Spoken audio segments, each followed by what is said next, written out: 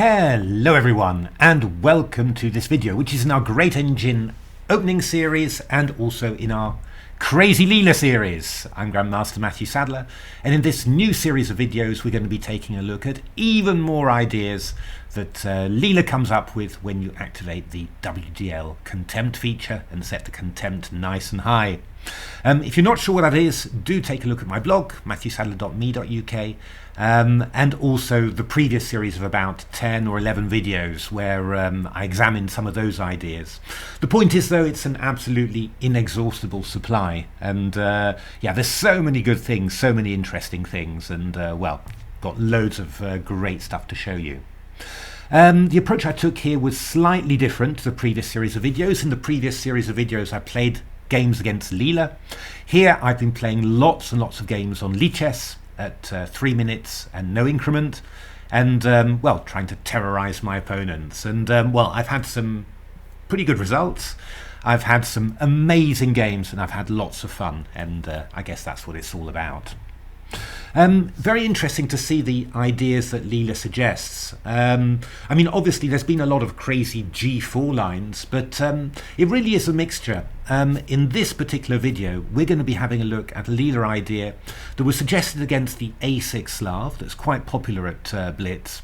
Could also be played actually against the normal semi-Slav and also against the Slav. So it's because what Leela gives you is a general scheme of development. And I didn't really understand the point of it at first, but playing lots of Blitz games and analysing those Blitz games with my engines, yeah, gradually I've come to an appreciation of it, and it's actually a really cool idea. So that's what we've got, an idea for white against the Slav A6, also usable against all sorts of semi-Slavs, and yeah, really, really cool. Let's have a look how it all comes about. So d4, d5, c4, c6, knight c3, knight f6, knight f3, and now a6. Yeah, I mean, this has got fairly popular in actual fact. When I was professional, it was just in the 90s, you know, it was just starting to get popular. Julian Hodgson in the UK was playing this an awful lot. The idea really is that a6 is always a very useful move in the Slav and semi-Slav. It makes it even more likely that you can take the c4 pawn and then hang on to it, because the pawn on a6 supports the pawn on b5. It also enables plans to develop the bishop outside the pawn chain. You know, this light squared bishop, always a slight problem in Slav or semi-Slav openings, but the bishop can be developed outside the pawn chain for two reasons. Normally white's answer to bishop f5 is to go queen b3 and attack the pawn on b7, but a6 gives you two possibilities. First of all, you can meet that with b5, or, as Julian Hodgson always liked to do, you can play rook a7, just defending the pawn on b7. Looks crazy, but yeah, very, very sensible. And the nice thing about it is that, you know, this is very, very flexible. Black still has possibilities of playing a Schlechter Slav with g6 bishop g7, or playing e6 simply and heading back to a semi-Slav, where a6 is always useful. Very flexible idea, not easy for white to find something. Now what Leela came up with was a very interesting development scheme. Actually, Leela's PV is basically has basically been the main line that I've had in most of my Blitz games with this line. So somehow, you know, Leela sort of really seems to have a good appreciation of what would be natural for a human. It's quite interesting. What Leela wanted in this position was to play the move bishop f4, and this is actually a pretty challenging move. Why is that? Well, the idea is that white's next move is going to be e3, and this is about the ideal form of development that you can get in a Queen's Gambit position. The dark squared bishop outside the pawn chain, the pawn on c4 defended by the bishop on f1.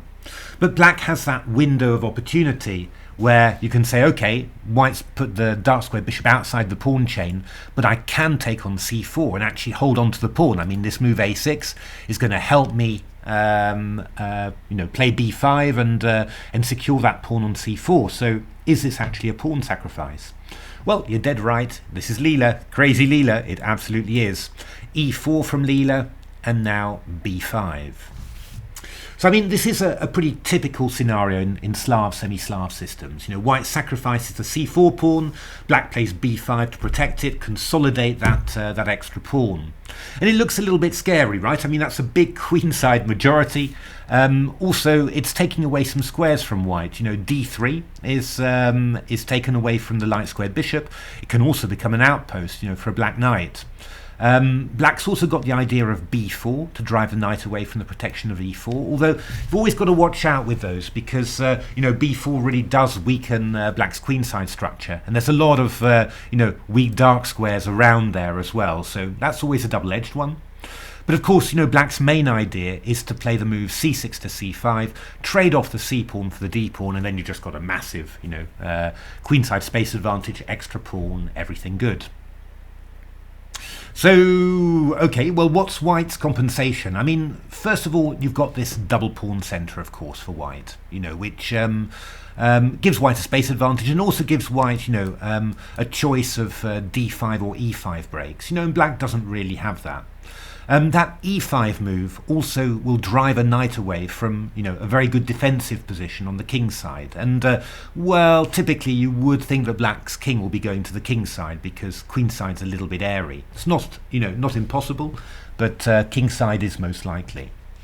White's got a slight lead in development, and you know, also black's counterplay with c5 does take a while to take shape. I mean, I've got a massive PGN for you, and you see that actually a number of black players did try and play early c5s, and even just against me, not against Leela or Stockfish, it normally came pretty badly unstuck, simply because yeah, black isn't ready for it. So that takes quite a amount of time. So I mean, white's got quite a few development ideas, and Leela's Contemptla's idea is really nice, because Leela's idea is to play the move g3 and bishop g2, turning it into some sort of aggressive Catalan. And it's sort of interesting, right? I mean, you know, that bishop is not pointing towards the king, so you could say, oh, is that really going to help for a kingside attack? But what you know, essentially, if you look at white's pieces, it's sort of blended the influence of the pieces with the bishop on g2. It's sort of blended over the whole position. You know, the bishop on f4 is attacking e5, d6, c7. The bishop on g2, e4, d5, and the long diagonal. It's sort of, you know, white's position is sort of pregnant with possibilities and about what you could actually do. It's not clear what you're going to do yet, but you know, when you look at what black's doing, then you're going to have you know, possibilities because your pieces are just well placed. It's that sort of general plan. Yeah, let's have a look how that looks. So g3. And now e6 from black has been the overwhelmingly normal move. Now, just worth pointing out, I mean, I've got loads and loads of analysis on this, but b4, knight a4, knight e4 was something that, yeah, you know, I was sort of wondering about. I mean, you know, white could play bishop c4 and claim that you've got, you know, some compensation there because, you know, the black c pawn is backwards, you'll get a rook on the c file, you'll attack. That's always sort of possible. But actually, Leela wanted something much more unusual. It was bishop takes b8, which is not something I would have thought about, and knight e5. And this is actually quite nasty. We're threatening knight takes c6, which is going to fork these two guys. But we've got ideas like bishop g2, further lining up, or we've got ideas like queen f3, hitting there and there, but also hitting that, maybe together with bishop c4, hitting f7. There's a lot of tactical stuff going on. Now, the engine's managed to hold this. I did have one game with this, and black got absolutely destroyed. So, yeah, all in the PGN, which will be in the normal place, of course. But, you know, just bear in mind, you know, this move b4, it's not as interesting as you might think. I've looked at a lot of other possibilities as well, but I'm going to focus, you know, on this video just on the main stuff, and then, yeah, you know, if you're interested, take a look at the PGN after. And after bishop g2, bishop b7 was the normal move for black. b4 is even worse news in actual fact. Knight e5 in this position, and we're threatening knight takes c6 once the knight moves away. Actually, what's really funny is that after knight f6, the engines want knight takes c4, and we're just heading into b6, forcing the rook to a7, and then bishop b8 is going to be in there. So yeah, it's really, really dangerous. And after knight d5, we just take and go knight b6, which is going to pick up some material. I mean, you can see how many traps there are. Already just like this, there's traps, and I mean, that's also something somehow that I guess Leela must factor into the score when it's looking for aggressive lines, because yeah, and a lot of these tactics are not so obvious, but you put it onto the engines and they show you straight away. Some I've guessed, just playing it naturally in Blitz, but yeah, others I've needed some help there. So if you go c5, by the way, we just go d5, and yeah, it's just very, very difficult for black to break free here. So very painful. So bishop b7, and then castles. Again, c5, we're going d5, and we're just going rook e1, and then we'll aim for takes and knight g5. Very, very dangerous. So bishop e7 was played by most of my opponents. Rook e1, and then castle kingside. And now Leela's move is to play h4. Yes, this is where I mean, this was it's fair enough. This looks sort of normal, but now you're sort of thinking, well, what's my plan now? I can put my pieces on decent, reasonable squares. What's my plan? But this is still Leela's main line. Just initially, when I made it look as for something against the a6 Slav, and here we actually see that Leela's got a whole concept planned behind everything. So h4, typical flexible modern engine move. Supports knight g5. Hitting h7, especially when you're going to play e4 to e5, and also, of course, the h-pawn can move all the way to h6 if we want it. I mean, actually, I do have to say that there was in Game Changer, we did a whole section on h4 supporting knight g5. AlphaZero very keen on knight g5 ideas as well, and yeah, funny to see Leela doing that. So knight bd7, and this is what they called in the old-fashioned books the tabia. I think that's Arabic for like typical starting point or something like this. And yeah, I mean, this is essentially the opening position that you're most likely to reach when you play this against human opponents. And just loads and loads of blitz games with this, and so yeah, I mean, that's also why I did this Lichess practice rather. I wanted to see, well, with what Leela's suggesting, what am I typically going to get. One thing to mention actually is that black could try c5. It's getting just a little bit better. d5 takes bishop d6 was one of my games, but now I didn't guess what Leela wanted here. Which was the move bishop e5, which is a really nice way of making this work, because black was hoping to swap off the dark square bishops and then play the knight to d7.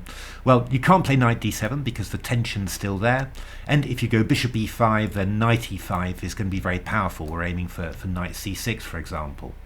So very nice idea from the engines there, and that's quite a good example of stuff that you don't guess in a blitz game. I didn't anyway, but that the engines say, hey, you do this, and that just keeps the line alive somehow. Then after knight bd7, oh, that's my chessify analysing, some more stuff for you there. After knight bd7, Leela wants e5. So I thought, wow, okay, interesting. So knight d5, the move I've faced most of all. I've faced knight e8 actually against Chess Network, which was slightly tragic. I lost to Chess Network. He's a strong blitz player, but I was doing pretty well, I have to say. Oh dear, just yeah. I mean, my big weakness with blitz is when it starts getting short of time somehow.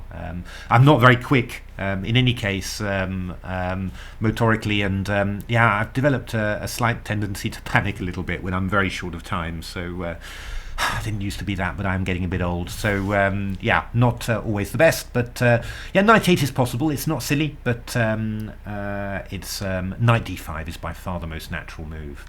And now knight g5 from Leela. And yeah, big engine recommendation, also Leela's recommendation. And yeah, here this is you know, a very, very interesting position here. I'm going to focus on just a few moves here. I've analysed about 7 or 8 in huge detail, and I've had lots of different blitz games, lots of different stuff in this position. But I can't, you know, show you everything. But first of all, let me just show you the move c5. You know, it's played twice in my blitz games. Very popular reaction. Obviously, you want to play c5, but actually it just loses because we just take on here. For example, bishop takes d5 is what I've had. Takes, and now e6. And yeah, if f takes e6, well, these are a couple of my games. Knight takes e6, queen b6. And I played d takes c5 in one game, takes queen d5. You're just losing the whole house here. I'm threatening discovered attacks, and if you go king h8, I just take, and I'm threatening takes, and also rook e7. Complete and utter carnage. And the nice thing is, if you go knight f6, that would be the best line. The engine's wanting the hyper accurate queen e2, you know, looking for ef and then queen e6. Completely winning. And I do have to say, I've said this once already, but I'll repeat it. A lot of natural moves for black lose in this line, and this is kind of the power of Leela's idea. So you might be saying, well, Matthew, what about knight takes f4, gf4? Isn't this really ugly? I just go h6, chase away that knight. Well, I did actually think so, and I was, you know, for myself, I was sort of thinking, oh, I suppose I could go knight e4 or something and sack the h-pawn, why not? It's actually not so silly. But there's an even stronger idea, which is to go queen h5. You're just sacrificing this knight. And what's the follow-up? Well, if you go h takes g5 first of all, then hg5 is really, really strong. After g6, I kind of messed it up. I played queen h2, which is also very strong, but I kind of messed up the game afterwards. Queen h4 is what Leela wants. And we just, what's the idea? Well, we're just going to follow up with stuff with like knight e4 into f6. It's incredibly dangerous here. What I actually got in another game here was the move queen b6. And here this actually shows another point of Leela's idea, because you know the strange thing about g takes f4 capturing its double pawns, it has actually also opened the g file, and it's also opened the third rank. Rook on the third rank was a chapter in Silicon Road to Chess Improvement, show how the engines like to use it. So yeah, I'm always very alert to it. Rook e3, we're just coming round rook g3 to attack like this. Yeah, my opponent played c5, I played d5, takes knight takes d5, and it was already just completely finished here. Attacking the rook on a8, attacking f7, takes, rook d8, g6, knight b8 takes, and e6, and that was another blitz win against a 27-16 player. 23 moves, easy. Yeah, I mean, this was just really, really powerful. I think I've got another game that I can show you, which was kind of really, really nice. Oh, yeah, that's right. I mean, I actually got it a little bit wrong, but it was still really, really nice. Just to show how powerful this are. I played queen g4. I got myself a little bit confused. Black played rook e8, didn't want to take the knight. I mean, it's still really, really dangerous. We just do the same old things there. We just go knight e4 and then bring rooks to the h file. It's really, really powerful. Black tried to avoid taking it. I played rook e3, and then my opponent played knight f8. And well, I played a little bit slowly, more slowly than I needed to. Rook d1, and he played rook a7. Hoping for maybe a little bit of lateral defense and also some c5. But now I just took on f7 and played rook g3. I've got my big powerful attack on the g file. And after g6, yeah, I could have gone bishop e4 in this position already, breaking through. I mean, I played the move h5 first of all. And after, let's have a look, after he played c5, I played d5 takes, Bishop d5 was quite strong, but I just went for rook d5. Takes, king g7, f5, in we go. And, well, I mean, that was 2600 player and pretty much brushed aside there. Yeah, you can tell I'm having a lot of fun with my blitz games. I have to say that my blitz games as a whole, playing with all these lines, they really look like some, when they work, they look like some genius attacker, I have to say. But, well, I'm getting a pretty good head start from Leela there. So that's that. But, you know, the main line that people have played, and this was also Leela's main line, was h6. And now this is the really interesting about Leela with Contempt, because all my engines, this was Komodo and Stockfish I was putting on, they all wanted the sensible move knight h3, which isn't bad, but also worth a punt, but much less exciting. What Leela wants is knight takes d5, takes, and knight h3. And I will confess that when I saw this, I was thinking, is this really that good? You know, because Black seems to have emerged pretty well really from the opening. You've got an extra pawn, advanced queenside pawn structure, no structural weaknesses, and a reasonable state of development. And also, by exchanging the knights on d5, this pawn has come to d5, stopping white from using the e4 square. So what is the point of this? Well, you know, white's reasoning that, you know, although black's position looks nice, well, black's pieces are kind of blocked behind that sort of monolithic pawn structure. I mean, yeah, the bishop on b7, for example, lovely, you know, but it's just pointing at a pawn on d5. There's no way for black to get at white's position. It's going to take quite a few moves. I mean, you can advance this queenside pawn structure, which is basically what everyone's been doing against me. But, yeah, that's going to take a while. And maybe not 100% clear yet what white's attack is going to be, but as we're going to see, there's some obvious ways and there's some less obvious ways that we can do that.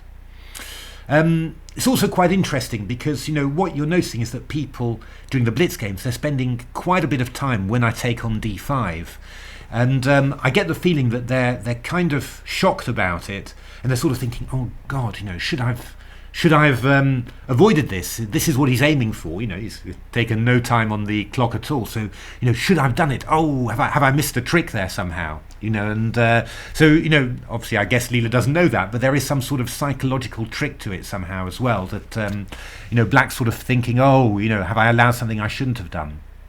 I mean, what are white's main attacking ideas here? Well, we've got quite a few. I mean, we've got queen g4. Attacking the pawn on g7 because we're threatening bishop takes h6 there, and the queen can come to h5 again with a threat of bishop h6.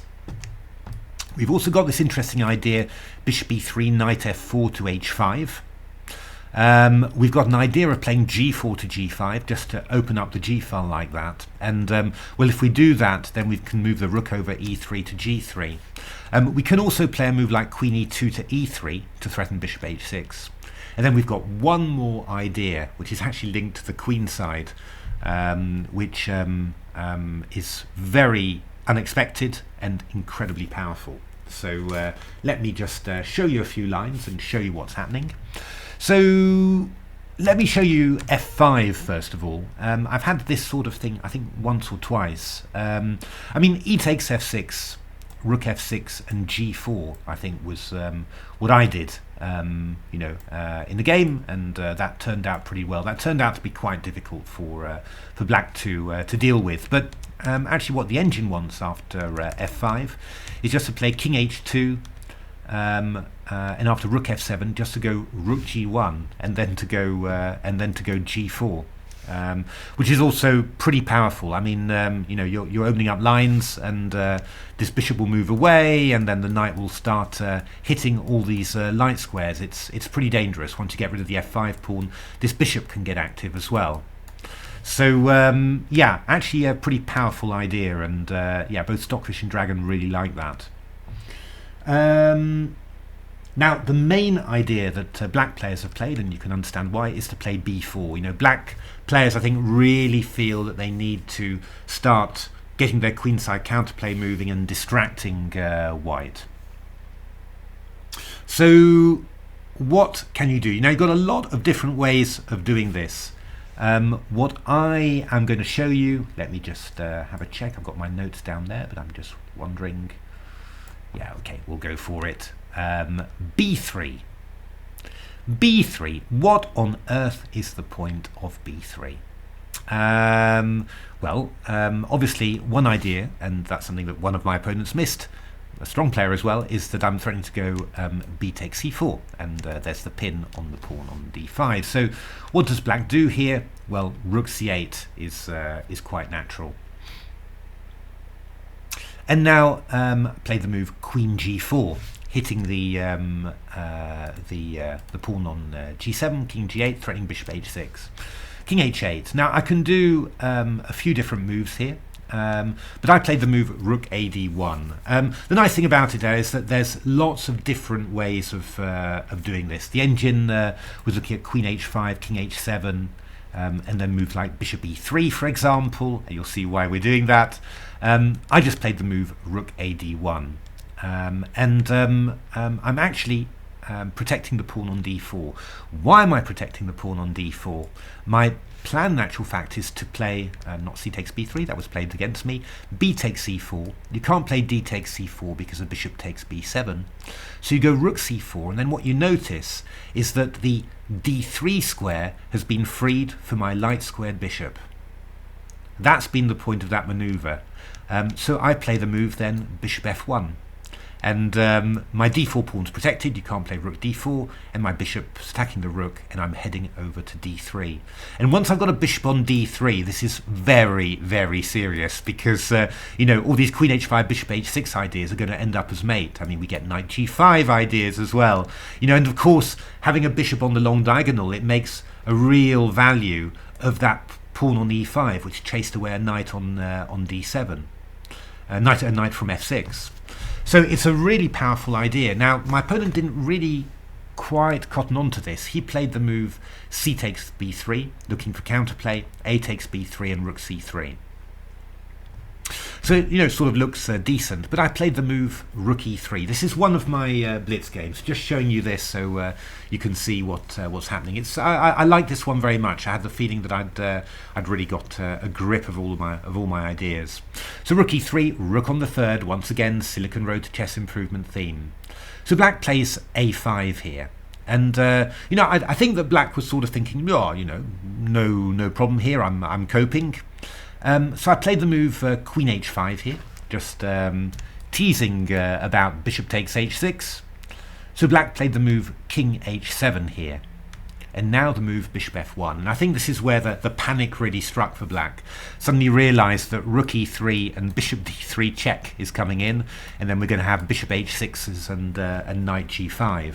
And again, I mean, this is not an easy idea to spot when you've seen it. You sort of say, oh yeah, okay, I've got to watch out for that one. But yeah, before you do, it's really very nasty. And actually, all of a sudden, the engines say that white's at +1. I mean, really, this is leading to a series of wins in my engine games between Stockfish and Komodo. Those guys can't defend it, so what hope does a human have in Blitz? Or even in normal play, to be honest. So f5, played by my opponent. Felt that was a bit of a panicky reaction, but yeah, what can you say? It's you feel the need to block something. I've got a few different ideas here. I played the move knight g5 check. It's a theme that's also occurred in one of my other games. That's why I went for it. So pinned, and I'm also threatening knight takes e6 here, the drawback to f5. So takes and takes. So now actually, we've turned this pressure, this knight on h3, into a pressure against the king. So queen e8. And I played the move queen h3. I wasn't sure, maybe queen h4 was better, but I was vaguely thinking about putting some pressure on f5 and also getting the queen back into play somehow. So yeah, I wasn't 100% sure about it. So rook g8 was played, and I think the idea was to meet gh with g5 there, but that's fine. I don't care about that actually. Because there's nothing that you can do on the king side. That is basically a fixed structure. So I've got my pressure point there, and now I'm going to move over to the queen side because black's pieces are gravitating there. All these pieces, it's what we said because of this knight takes d5 thing. All these pieces are just blocked. you know, I've got no worries. My king here is completely safe. I've got no worries at all. So now I start playing on the other side. Takes rook c1, queen c8, defending that pawn on c3, and now I go bishop d3, and I'm aiming for the other side now. Black can try and play bishop a6, but I'll just go bishop b1, just avoid that, keep that pressure. And after knight f8, I'm going g4. I mean, you can just see it, right? And you know, this is linking up so well. I've also got the threat of playing rook c3, queen c3, and bishop f5, discovered attack, and then picking up the queen.